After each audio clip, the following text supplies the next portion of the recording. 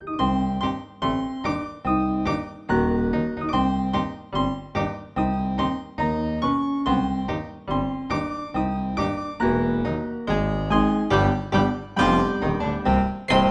ho, hi ho, it's off to the lonely mountain we go.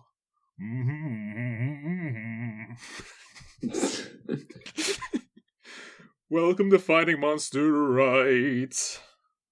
I'm your bearded host, Adam. I'm your unbearded host. Wait, Adam, did you grow your beard back? It did. It came back. Just in time. Ugh. I'm your unbearded, permanently host, Allie. And this week we're knocking on dwarves, excavating a fantasy monoculture. Down here in the mines, they'll never find my dwarven cereal. Rich veins of sugary taste, spit roast cinnamon in every bite, overflowing grails of cow juice to satisfy my dwarven urges. Now to take a bite for myself. That was Allie's impression of every dwarf ever. Sure. Yes, and. Okay. Yep. Nope, don't play the kid, Adam. That's fine. Leave me fucking hanging. I didn't know where to jump in. I'll be honest. You were the kid. All right, whatever. Dwarves. Mm-hmm. They're mean and they're nasty and they get everywhere. True facts. Well, they get into all kinds of different fantasy sources. Pretty much any post-Tolkien high fantasy novel or any kind of genre fantasy novel is probably going to feature some kind of a dwarf. You get dirty in the mines. You dig for gold. You build civilizations in the mountains and the hills, and that's the big stuff. They love stones and knocking on them and learning things. They write in runes and they like gems. The key characteristics of dwarves include, let's run them down. Okay. Long beards. Yes. Sometimes. Even the women sometimes. Yes. They love jewels and metalcraft. Mm-hmm. The craftsmen. They live underground. No swords. Sometimes swords. Mostly axes and hammers, though. Yeah, they like things that break and cut. Things that break and things that break them. They like gems. They like metal. They hate orcs. They're not too fond of elves, but they're not mean about it. No, they're kind of they're grumpy little isolationists sometimes down in those mines. They don't have a lot of exposure to the outside world and the other races. They often have a bit of they have a Scottish sort of accent, or a Jewish kind of language, or Norse kind of names. Yeah, they come from stuff from like the cold countries is what I would call it. Yeah. They also they drink. Oh, drinking folks. A dwarf could drink you under the table. A dwarf and where you might not appreciate how nice the table is because you're not a dwarf. Dwarves are craftsmen. I think they like metal and jewels, but I think if one of them was a woodworker, they would be like very into the details of it. Dwarves live a long time. They live in their family groups. They're in their clans. Mm-hmm. Very big into clans, these dwarves are. Yes. Tradition and all that. Honor. Yes. Building huge things, normally underground. Like big empty halls they like. Mm-hmm. I would say that in addition to crafts, they often appreciate the natural world, but like the natural world that like humans and elves don't really care about. Like the kind of dirty underside of a rock would be far more interesting to them than a really, really nice tree. Yeah, but I do think they more so than the elves, they see the world as like resources to exploit. Correct. Minecraft, kinda. Yes, they mine and they craft. Very Minecrafty, these dwarves. I mean, well, Minecraft is kind of a descendant conceptually of Dwarven Fortress, which is a game where you literally do that, I believe. I don't really know that much about that game. Well, the creator is a literal dwarf. In terms of, like, actual stature, or in terms of just, like, his attitude? He's like kind of short in height, bald and bearded. Wears a fedora. We don't need to talk about him. I don't know anything about this character that you've concocted. I just know about the true creator of Minecraft, Hatsune Miku. So, let's talk about why we're doing this episode, and that is that dwarves are so goddamn boring. They're an absolute snore. Yeah, they should call them Snorves. So, I've played a lot of different characters in D&D. I got the player's handbook right here. I've done an elf or two. I've done a lot of half-elves. I've done some humans. I haven't done enough tieflings, really. Nor enough, like, reptilian kind of folks. I really want to do one of them. But I've done very little in the way of short folks, and I'm counting dwarves among that group. Not really into dwarves, and I feel like I want to break down why that is precisely by the end of this. Yeah, and I think that might be the case for a lot of people. There's an appreciation for dwarves, I think, in definitely the kind of more Gen Z circles when it comes to fantasy classes, races, and stuff like that. But oftentimes, playing games with like modern people that are very dwarf-like in appearance, it's a no wonder that in like a power fantasy they choose to be kind of skinny, sexy beings. Or just plain old fucking dragon lizards. We do run into a number of D&D players that are kind of a mesomorph, or a with a beard and with glasses that kind of on the stouter end. Yeah. What's all the morphs? There's there's ectomorph, which is what I think I am. And there's mesomorph, and there's endomorph. I'm not sure, but I know the morph that's like a two-faced bitch. That's Gemini. Oh yes, that's my morph. There we go. Okay, so yeah, ectomorph, mesomorph, and endomorph. Endomorphic, that's what the dwarves are. Oh, this is an interesting thought that I had thought of. So the elves in high fantasy things are like thin and graceful and often like very lacking in body hair, and so they are like thought to be beautiful and singers, and so they are so like male elves are always called androgynous is the joke there. Yes.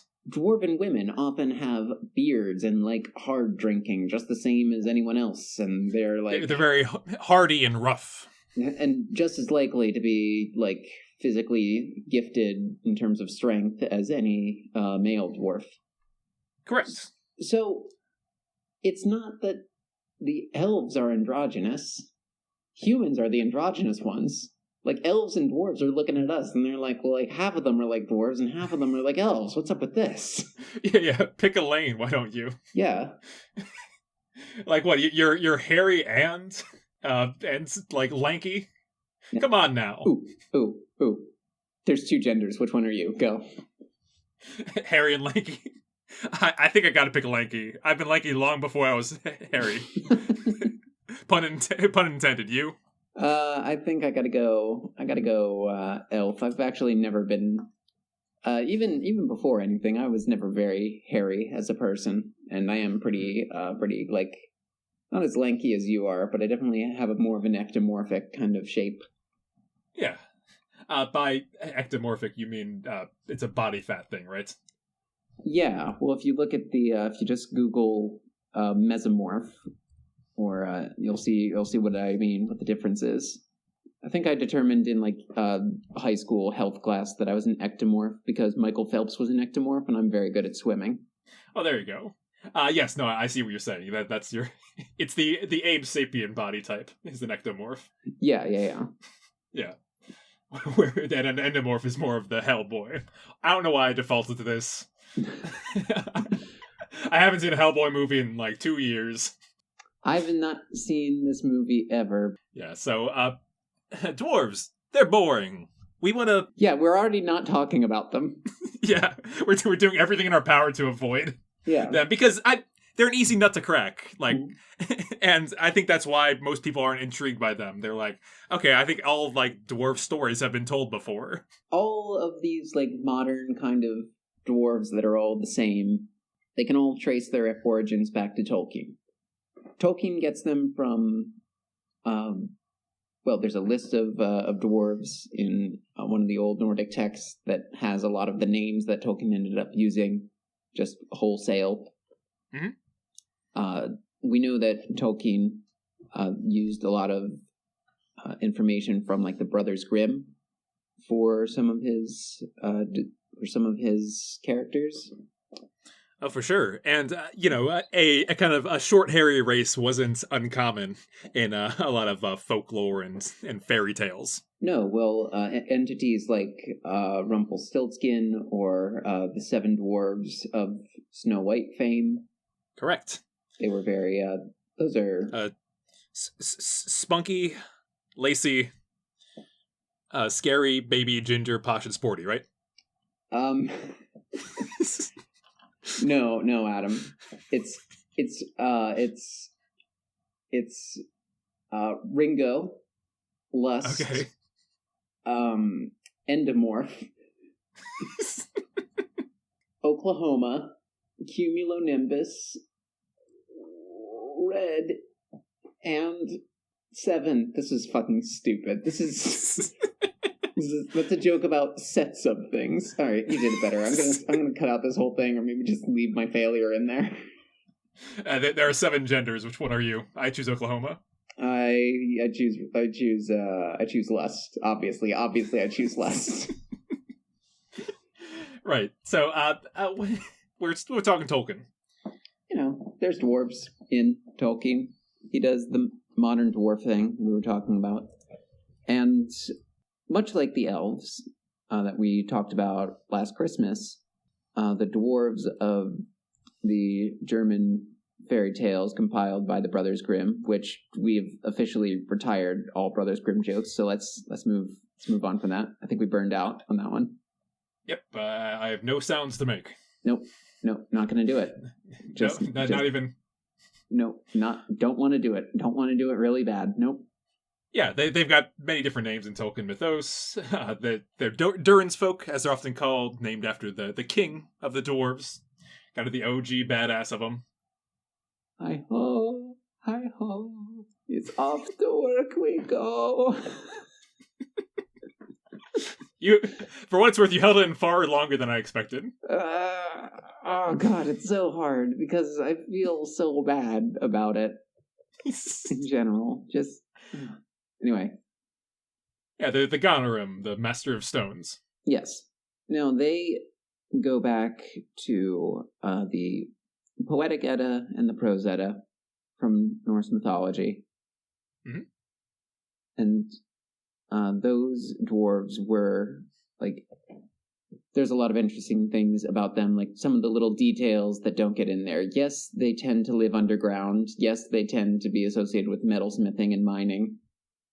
But they're also described as being similar to maggots that fester in the flesh of the primordial seminal giant Ymir before being gifted with reason by the gods. So the dwarves were just maggots growing around in a giant corpse, and then the gods were like, I'm going to give you the gift of Ciro's kindness and turn these slugs into something worthwhile. Click. Set smart to yes. That they grew 1 foot taller. Mm-hmm. And just kept living their lifestyle, crawling around, making little holes in the ground. Yeah. So, dwarves have a lot of different roles. They create mead, they create poetry, they create important artifacts and magical qualities. They're also just sometimes really horny. They do have some sweet a cappella skills. Oh yeah, for sure.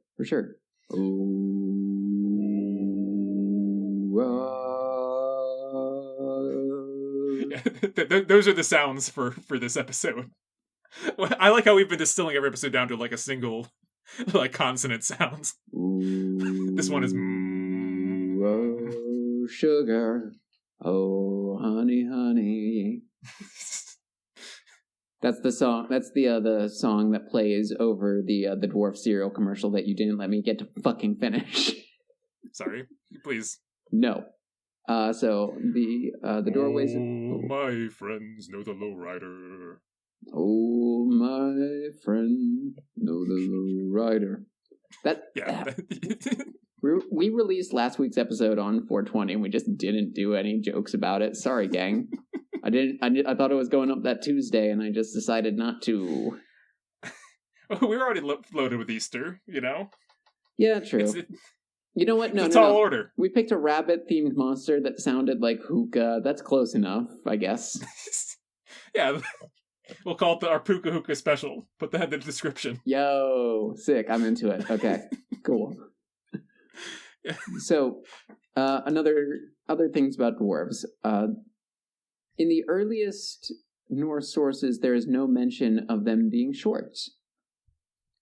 They were just regular guys that have shrunk over time. They were just regular guys. But in the legendary sagas, they are small and unusually ugly. So, a scholar by the name of Anatoly Lieberman suggests that dwarves may have originally been thought of as lesser supernatural beings, which became literal smallness after Christianization. So they took the word lesser and called them shorter. Yeah, they were like, uh-oh, it's Christianity. It was just like... Whoa, check out these cool, tiny folk. Christianity. No, Christianity. You got it wrong. They just have lesser powers. You should be ashamed. Shame? I'm ashamed all the time. Christianity, why did you make the dwarves small? What was the point of that? Well, you know what they say. People, they're the right size. They're made in God's image. And these fuckers, I don't know who made them. Maggot men? Question. How tall is God then? Oh, whoa, it looks like I'm catching the wave out of here. Wait, come back. Ah, damn it. All you gotta do is hit Christianity with one of those theological mysteries. Like, how's the Trinity work? Like, why did Jesus dying fix everything? How tall is God? And then he just leaves. Yeah, it's a quick one. I'm catching the slopes. But who can lift the slopes? Could God create a slope so gnarly even he could not carve it? Could God hit some powder so rad? Dwarves. Well, we keep getting distracted because of how stone dull these beings are. Yeah, we're talking. I'm sick of it. More dwarf facts. There's an Anglo-Saxon charm called Weithdor, pronounced that wrong, called Against a Dwarf, which appears to relate to sleep disturbances. So that means that dwarves might be related to sleep paralysis demons and nightmares and stuff. Huh. I wonder if there's any connection between dwarves and like the man with a hat or whatever that asshole is. Well, that's another sleep paralysis demon. But like the mare in this mythology is often like thought of as a being that sits on your chest and prevents you from moving. Just like imagine like just like waking up from REM sleep and there's just like full plate armor like Gimli sitting on your chest like, no, you cannot move, cousin.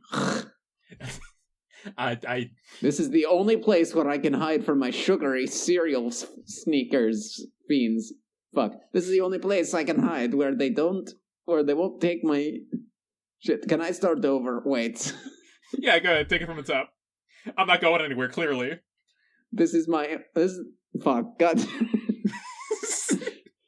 Listeners, this is the first episode in a very long while where I decided to pour myself a glass of alcohol to go along with it because I felt not right doing it for anything but the dwarves. So yes, I also had I'm a can deep myself. Ale, bitch. Which I guess. There's more interesting takes on ale nowadays when it comes to your IPAs and hops and stuff like that. I think dwarves might have a few more characteristics in a modern setting. Oh, yeah. Hipster dwarves. Ooh. Motorcycle dwarves. Yeah, just putting... I think it's very fun to put dwarves in different outfits and then just have them have a different career. Very Monster Rehab of us. Yeah. So dwarves, like a 20s gangster gear on a dwarf is very fun. Let me list some more dwarf powers. Oh, please. Superhuman strength, either by nature or through magical means. We saw that in the Rumpelstiltskin episode where he tore himself in half. You can't do that unless you're super strong. No, you can't. Many dwarves can make themselves invisible, typically via a tarnkaip, or a cloak of invisibility, which seems to be an ancient attribute of dwarves. They possess other magical objects and often appear as smiths. They live inside the hollows of mountains, although in some cases they may live above the ground. Depending on the story, they may be hostile or friendly to humans. Male dwarves are often portrayed as lusting after human women. In contrast, female dwarves seek to possess the male hero in the legends. You know, the legends. Wink. The nondescript IP adjacent legends. Oh, you're so thin and hairless. You look like my brother, but taller and more ectomorphic. I seek to possess the ectomorph. Come into my cave. That's very direct. Subtlety is not one of our arts. What voice am I? This is... You're doing Cactuar from Cactuar and Tomberry. Oh yeah, you're the best dwarf I know. Oh, come on. Come on, I thought I could get going. Cactuar, I'm not getting in the car. Oh, come on, just get in the Pinto. Your drink. I'm almost out of apple brandy. It's apple brandy, I believe. Please provide some more the following dwarf powers.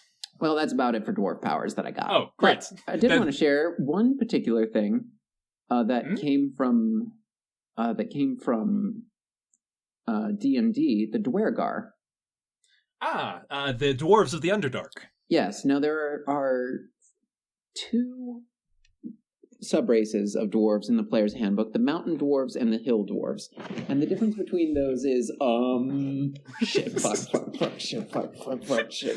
Oh, fuck, It's like a rock type and a ground type in Pokemon. I don't remember. It's like, why did we make these separate types? Here we go. Two main sub-races of dwarves populate the worlds of D&D, hill dwarves and mountain dwarves. Choose one of these sub-races. Okay, that's it. That's okay.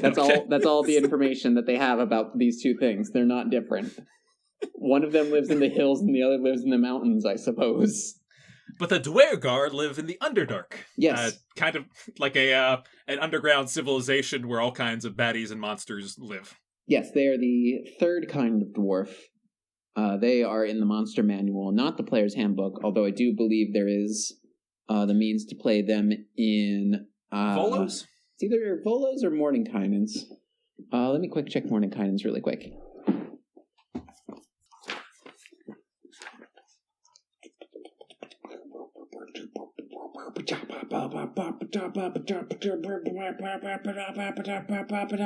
It's in Mordenkainen's. Okay. So, the Dwergar do have, you can play as one, but they were originally conceived of as monsters rather than player characters, and that gives them the right to be a little more powerful.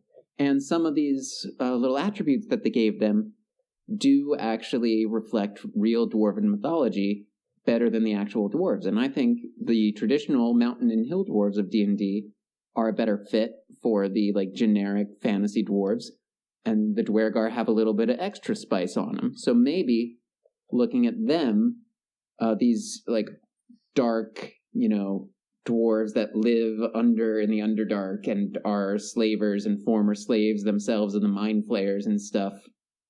We don't have to put that in there, but they can enlarge themselves.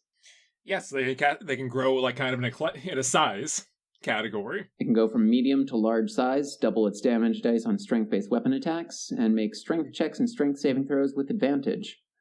If the Dwergar lacks the room to become large, it attains the maximum size possible in the space available. Now I question that. Does that mean he just hits his head on the ceiling then? Oh, fuck. Well, what if he does this right underneath a stalactite? Oh, no. Well, I suppose he stops there. Yeah, I guess so. They also have the ability to become invisible after once per short rest. So this kind of goes to that invisibility cloak feature that from mythology, but instead it's naturally occurring, kind of like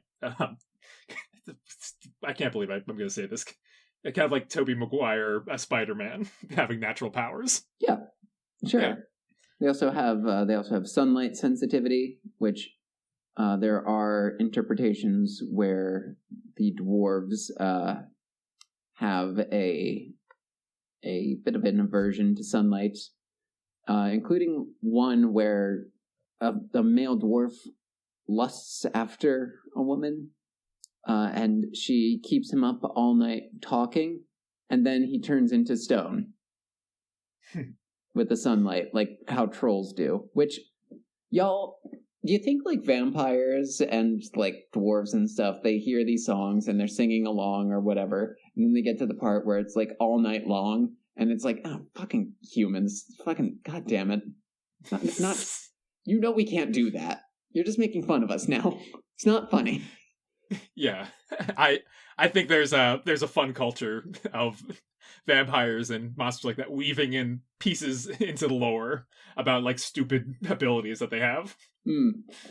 Yeah, to like kind of fuck with humans. I think that's where like the counting rice shit comes from. Oh yeah, you think vampires? Yeah, it's like oh yes, we have to count every grain. Sing that all night, will you? The vampire version is just like, yes, you shook me for a reasonable time. The last feature of the Dwergar is that they have superior dark vision. Oh yeah, right. Well, they are living underground. Mm-hmm. Yeah, so 120 feet instead of 60 feet, and which I get that, you know, they're more mole-ish in that sense. Well, I mean, I don't know. Dark vision doesn't really exist in real life, you know? What about that thing with the pirates and the eye patch? Alright, well, fuck, you got me there. That's kind of a dark vision. It's like, animals that evolve to live underground don't evolve the ability to see in the dark. They just kind of give up on seeing and go for, like, other senses.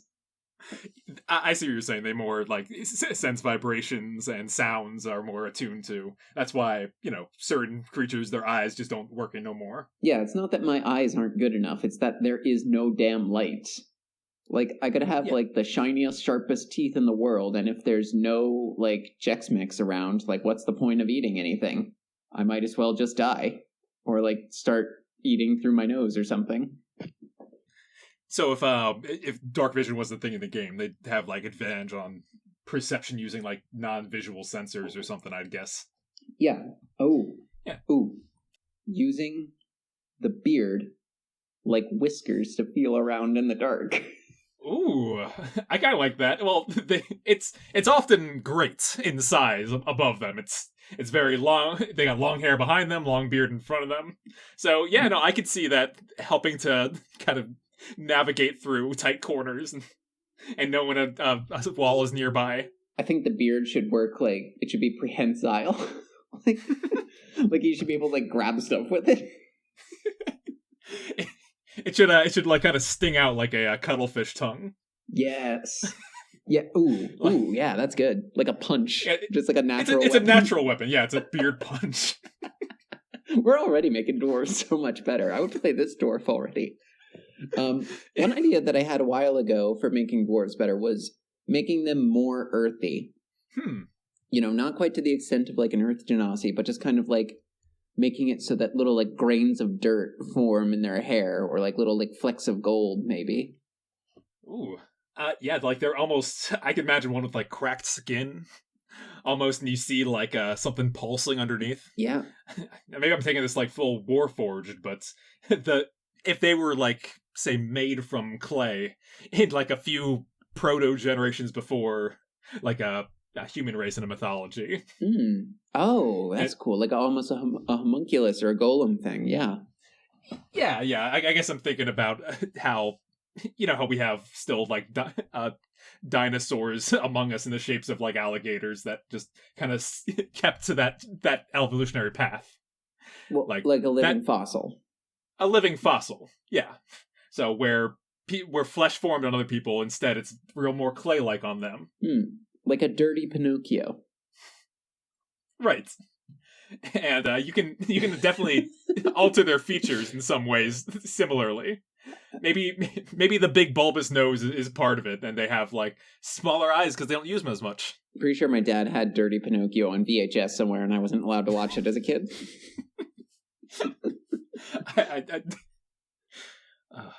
What do you have any other dwarf features that might be improved upon? Because I've got a couple ideas. Okay, well, yeah. Why don't you fire it off? I want to know more about how we're going to make these dwarves better. Less of a monoculture. Less of a monoculture. That's our pitch. Let's talk about diversity as well. Yes, and I think the best way to explore that is by looking at dwarves across the map. Mm-hmm. The material plane in D&D, or Middle Earth, I guess, isn't a planet in Star Wars. No, there's not like one biome across it. There's multiple ones. So it's weird that dwarves are always found in just mountains and hills. I think a great multiplier for dwarves is that their caves could be located anywhere. And dwarves in different caves could lead to different types of dwarves. Okay, yeah. So what are the different kinds of caves? Let's see. If we head up north, we were talking about how like there's a lot of Nordic and inspiration and stuff like that. Tundra dwarves. Ooh. Dwarves from frosty lands might be more inclined to live outside of their cave because of their history of hair. Oh, okay. Suddenly, furs and stuff like that might not impede them, and especially in like kind of winter season. So, well, we have to be careful about this because there's some parts of it depends on how your solar system's made, I guess. Some northern areas see the sun a lot more often than others. But if you have like super dark regions, then they might as well be outside because it's no different than being underground. You could evolve like to be so hairy that you just become like a woodwose or like an ape man kind of thing, and then the dwarves are just big feet. Yeah, they're pint-sized big feet. Small feet. Orang pendeks. Mm-hmm. And bringing their, I mean, in a D&D world, that'd be pretty awesome traveling up north and you see these giant dwarven structures on the outer world instead. Yeah. As you walk past, like, the frozen mists and stuff like that. You know what? I bet it's like the ice hotels in Switzerland or whatever, and like they have. Yes, I've seen though. It's really cool. Every aspect of the place is made from ice, like the beds and the sculptures and. But they make them from ice, so they got to rebuild them every season, and that's why the dwarves are always working. Because there's not much to work with up there. Yeah, turning ice into like the stonework of the north, it would constantly need maintenance. Yeah. Now, is it weird enough, like, is it different enough from dwarves to say, oh, what if instead of working with stone, they worked with X or Y? Like, what if the dwarves made things out of peanut butter? Actually, that rules. But, like... It ain't bad. I think, if I were to describe it by states of matter, dwarves need a solid to get stuff done. There's a lot of wet biomes out there. Swamps, lakes... And I'm not sure. I find it very hard to pin a dwarf on that kind of environment. What if we did that? What if, like, we took, like, they have, like, sea elves? What would an aquatic, like, a marine, like, dwarf look like? Well, I think my first move would not go salt water with them. No, I was thinking, like, ocean dwarves. Like, what does a dwarf colony under the ocean look like? Coral reefs, I think, is what they'd be working with. Ooh. So instead of like, and that's a living, it's a living stone in a sense. No. I mean, go ahead with this thought, but I have another thought. Okay. It's imagine a dwarven culture, but instead of it being gray and brown, it's just has all the colors of coral, and it works with nature instead of against it. Their craft is something that's living and breathing. I think that matches the dwarves' energy. What's your thought? I think that's very sea elf. I think it's more elven to, like, like in Inheritance Cycle, like sing the trees into shape. That's fair. But you know what I think where dwarves would be? Like hydrothermal vents. like a forge. Yeah, that makes a lot of sense. Yeah, like those like deep dark sea things that are full of like weird crabs and tube worms and stuff, and it's just like a little forge under there and a little smokestack, and there's just like some fucking guys there. Like, what the fuck? Well, I think they'd be limited with kind of weapons and armor and stuff that they make. Making shit from crabs. Yo. Yeah, it'd be crabcraft. Crabcraft. And like, you know, in D&D, I'm sure there's like giant sea monsters down there. Like they're making parts from whale fall. Whale fall? When a whale dies, it's very sad. When a whale dies, it like falls down through the ocean, first as marine snow, and then like as a whole carcass. And like I've seen like Nautilus EV missions where they take just like an ROV and just like swim around in the deep ocean and look for cool shit. And like a dead whale carcass can feed like a colony of deep sea organisms that are used to like no food at all. And then in the past like 50 million years or so, there's just been these whales dropping down. So they can just like swarm all over that shit. What if the dwarves are just like following the whales down? Oh, I see what you're saying. They're kind of full scavengers when it comes to that. Like they started as like whalers and then they decided like, you know what? There's cool shit under the vents. There's cool shit down below in the vents. Let's just start like working down there. Or if they didn't have a resource to get a good forge going up top, because fire is like very, I guess, important to a dwarf. Mm-hmm. So like they kind of gravitated, followed the whales down to the hottest parts. And then they were amphibious, then they were fully aquatic. Yeah. Yeah. Can I do a quick number for our fallen whales? Sure.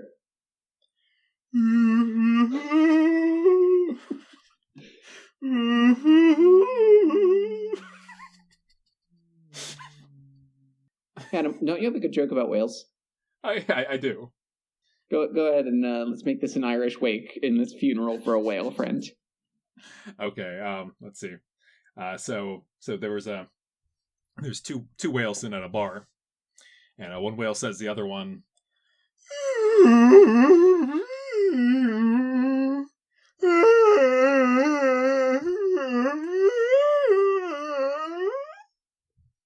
and the other whale says, "Dude, you're so drunk." It's very good. It's a very good joke. It's a pretty great joke. Yeah. So we got whale dwarves / vent dwarves, and we got tundra dwarves. What other kind of dwarves can we make? Honestly, this is just like short people that are kind of hairy that got beards and they work with shit. The other idea I had in mind was another type of mountain, something that's not traditional stone, a mesa biome. Ooh, okay. Think of the plateaus and kind of the western like deserts and stuff like that. It's mining it above the surface, and it's again you're working with a lot nicer color palettes. Instead of grays, it's like reds and browns and tans. And I could see a real like kind of cowboy dwarf coming from that era.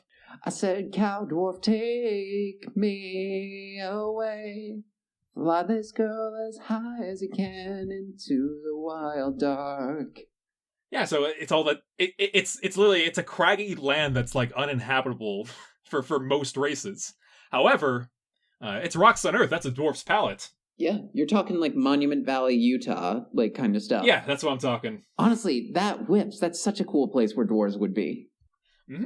I'm trying to think of any other creatures that they might encounter out there, or just it's just but nothing's coming to mind. Sorry. Well, I went to Yellowstone. Oh, perfect. Yeah. And I can tell you some kind of creatures that would be out there in that sort of ecosystem. There was pronghorn antelope. Mm-hmm. A lot of bison. Bison are big there. Oh, absolutely. And like using every part of the buffalo the way that buffalo are traditionally used. That's very dwarfy. Name a better fantasy race to ride on a buffalo than a dwarf. Aarakocra. And they call themselves the Buffalo Wild Wings.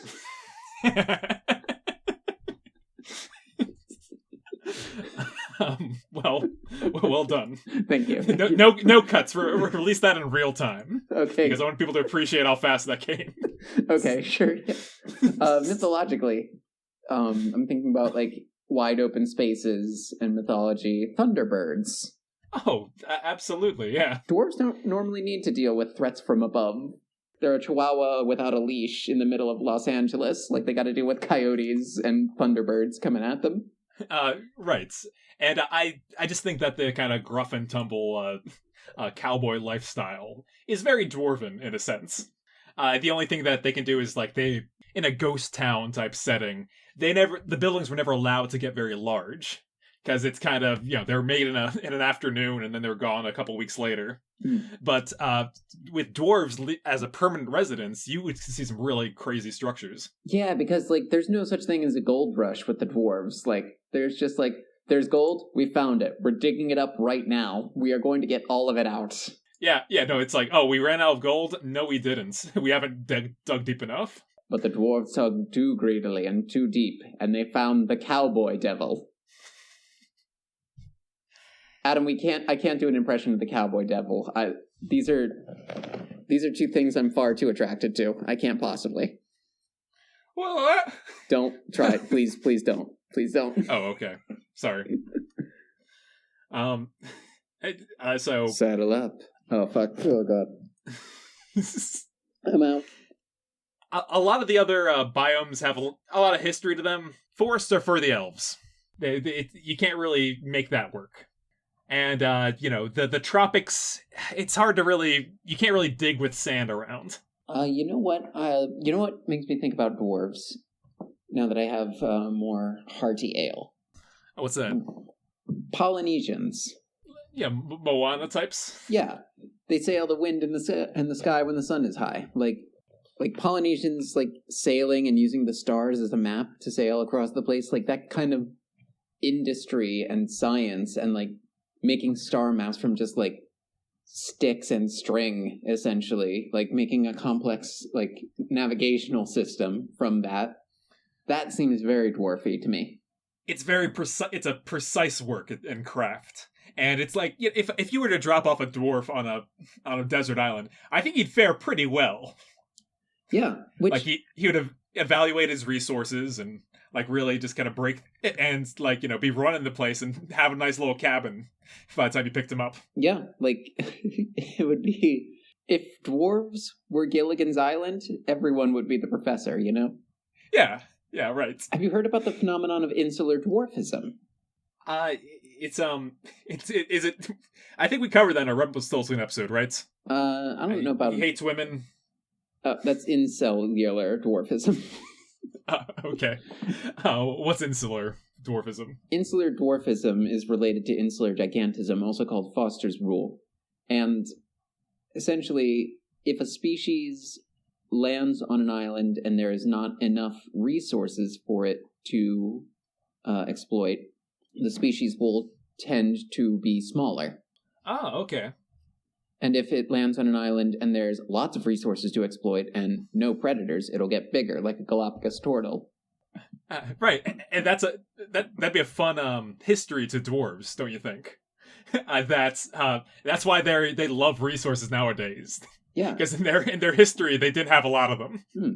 Or maybe underground, like you got to figure like how hard it is to find food underground, but.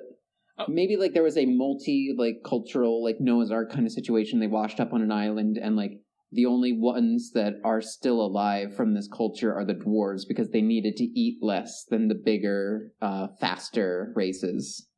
The smaller races, the smaller members survived. Yeah, it was like men, elves, and dwarves on the boat in, like, a military expedition or something, and only the dwarves survived, and they kind of developed into this whole islander culture, and they developed this tradition of navigation and, like, sailing across the islands and the sea.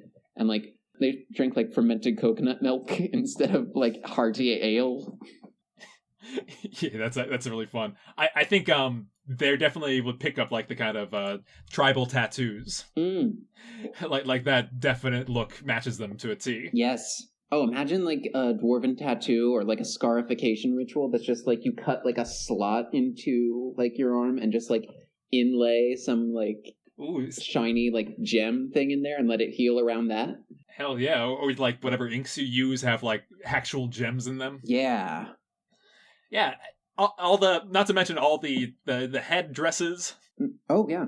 It's very, it's an accessory kind of heavy look. Imagine like dwarves can build like a giant crazy temple in a day. Imagine like landing on an island that's been deserted for like 100 years, but there's like still a huge massive temple there. And that's pretty cool. And you'd get that real Olmec look. Yeah. Of like, that's a perfect dungeon there, made by a dwarf. Yeah. From an ancient culture. And like it's abandoned because the dwarves are just like, this is just like, if a human washes up on a desert island, they'll like make something out of like sticks and leaves, to like just like keep them dry, basically.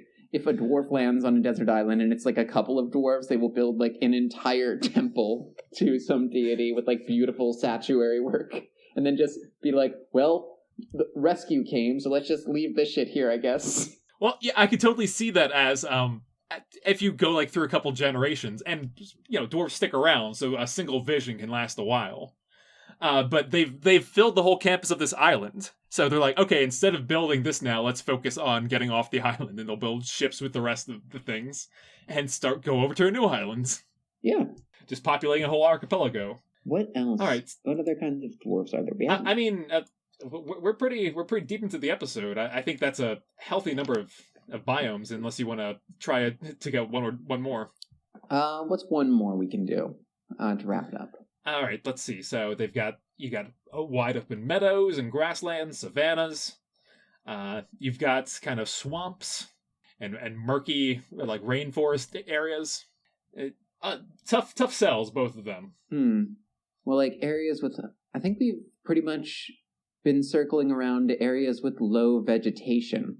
Yeah, they're definitely a survivor species. Oh. So unless you go like full kind of on a glacier, since like beyond the tundra. We already have mountain and hill dwarves. We have underground dwarves in the Dwergar. We have tundra dwarves now. We have like deep sea dwarves. We have like islander dwarves that are like tropical islands. We have desert dwarves that are like cowboy dwarves. Oh, you know what? That's 7. One for every clan of the dwarves. One for every clan of the dwarves in Lord of the Rings.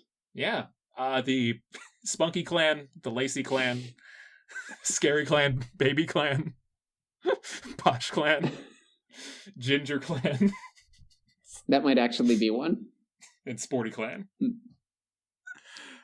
So yeah, there you go. You have the full up, and what an easy exercise. Honestly, yeah. Yeah, just place your dwarf on a different part of the world and have them adopt things from that culture. It's instead of just defaulting to kind of Scottish Nordic. The dwarves, instead of being like, they mine and are fond of ale and hewing orc necks, they're just industrious. You can drop them anywhere and they will carve out a life for themselves. Yes, they are kind of passionate and they're obsessive. Like those traits you can apply to different, like all different kinds of areas. Yeah. So, have fun with the dwarves in your life. Have fun with the if anyone knows like folks of short stature as they were and they're offended by use of the word dwarves. Well, I mean, dwarfs is with an F is the plural for actual people with dwarfism. Dwarves is purely fantasy stuff. Yes, we've been speaking in fantasy terms. Yeah. And like I think Peter Dinklage said something to the effect of why are dwarves in fantasy always like beards and ale and mining? Like why aren't more dwarves just regular people with dwarfism? And like they're different things, but yeah, that'd be a very interesting fantasy story element of someone is born of short stature. Well, that's just Tyrion to humans, and they're just like, oh yeah, you got to go live with the dwarves. Ooh, Yeah, actually, Terry Pratchett's story, Guards, has the reverse as the premise. A dwarf, like, kind of, community finds a baby, and it's kind of like Elf. The baby's raised among them, but it turns out this is very much a human. And he has to go to live in the big city. It's just a human with dwarfism. No, it's a full-sized human. Oh, wow. Yep. I mean... So it gets very... A setting where, like, regular human dwarfism coexists with... Like, take it out of the D&D, like, take it out of the, like, high fantasy and take it into, like, a bit of a more realistic thing. A setting where humans with dwarfism coexist with dwarves, the race, and, like, how those two things interact. I don't think one of them is, like, a stereotype of the other, right? No, I would be very interested to see what kind of community is formed between them. I want to know more about what real folks with dwarfism have to say about fantasy dwarves. Do they like them? Do they hate them? Is there, like, kind of an Apu thing going on where they're like, people have been making fucking dwarf jokes at me my whole life. I am so fucking sick of it. I can imagine that's the case. Well, we would love to hear from anyone with that perspective. Yeah. So if you're out there, if you're one of our 20 regular listeners, or one of your friends is of short stature, please reach out to us on at MonsterRightPod or findingmonsterright@gmail.com. Yeah. Have you checked the email lately? I did. Oh, did we get anything? Nothing fresh. Nothing old either? Let's go to the final rating place. Sounds good. Where we put the dwarves to rest. So, what do you think of dwarves as a monster? Sometimes our show is a program to explore other kind of fantastical creatures and stuff like that don't quite fall into that category. Well, I think this whole episode was an exercise in increasing the dwarves' final score in the final rating place, and I think we've landed on it. Yeah, I think I would take the dwarves from something like a 3 or a 4, with including the Dwergar, to a 7 myself. I'll take them to an 8. Okay, great.